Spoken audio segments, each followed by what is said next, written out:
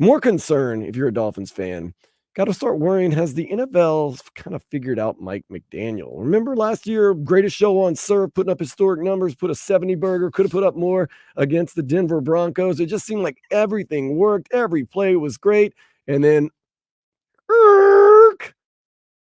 in the last 5 games, the Dolphins have been just not very good offensively.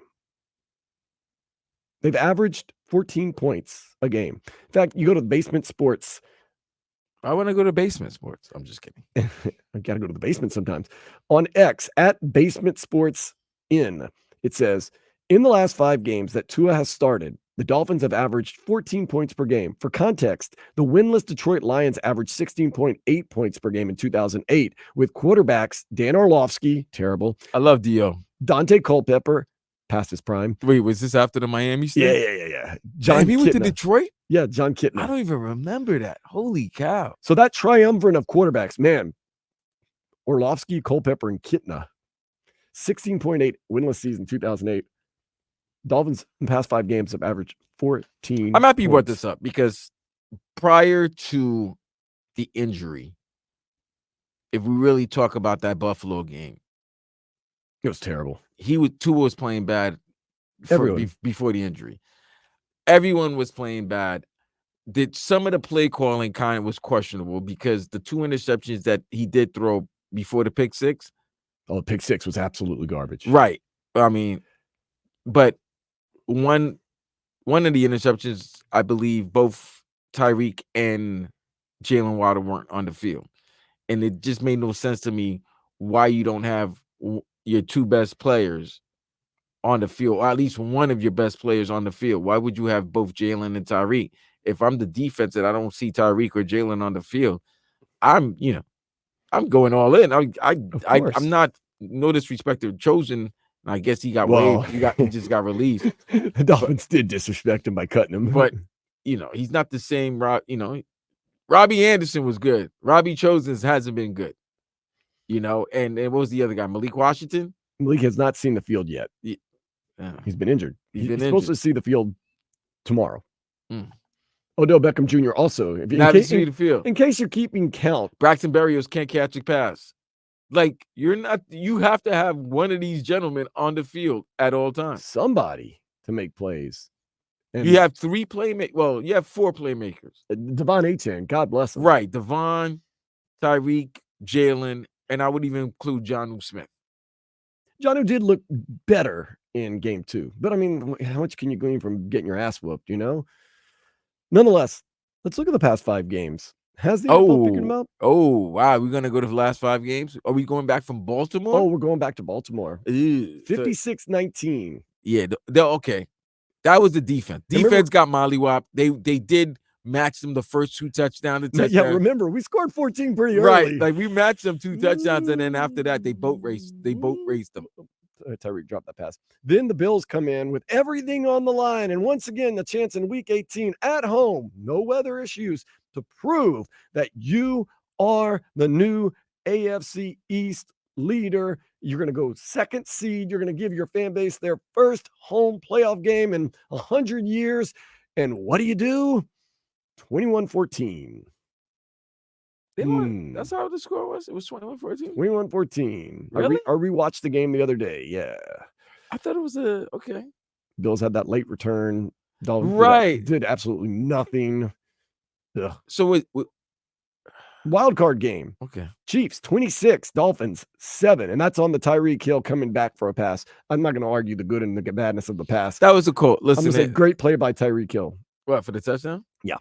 In that KC the wild card game? Yes. Yeah, but everything else was mediocre, and it was cold. They were freezing. Week 1, comeback win against the Jaguars, 20-17. Let's be real here. There was a 14-point turnaround with the Javon Holland punch out. Right. That was going to be a touchdown. That was going to be a touchdown, and then the following play was an 80-yard bomb to Tyreek. Yes. Or 80-yard touchdown pass to Tyreek. But it's a positive sign that you were able to come back. You weren't front runners like Tyreek Hill said after the Chiefs game. We have to stop being front runners. So they showed some signs. It was good for you to win the game. Obviously, we all right. Here's how I'm looking at this right now. The first 4 games of the NFL regular season is literally like the preseason, but it just counts.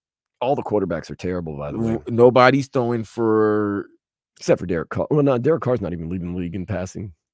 Who's leading the league in passing? Who is leading the league in passing? I had it on the tip of my tongue just a minute ago, but surprisingly, it's not Derek. It's not Lamar Jackson. I'm walking my way through this one because I remember whoever it was. I mean, we can look up 2024 passing leaders. But this is the first 4 games of like preseason. It just counts. So you don't want to go crazy, but after 2 years now, and these are some of the greatest defensive minds in the NFL, they're going to figure out things. They're going to figure out how to limit certain plays, what the motion is. They're probably figuring out what the motion, what kind of trickery or deception that the motion is showing. So they're getting smart. And here's the other thing. They're drafting great defenders, bro. Like, you're drafting defensive players now that can go step for step with these offensive players. So if you notice, the running game is better. The running in the NFL has increased a little bit with the rushing yards, but the passing yards down quite a bit. Passing yards have been rough. Now, the Bills, they just came in here and stomped you. And, of course, your quarterback goes down with concussion 30-10. It seems like 31-10.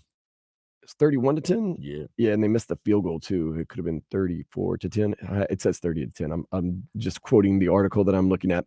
Nonetheless, it just seems like, man, we've been kind of grounded. I think injuries play a big part of it. So, and I know that's not an excuse, but maybe that is when you don't have some of the firepower that you hoped you would have.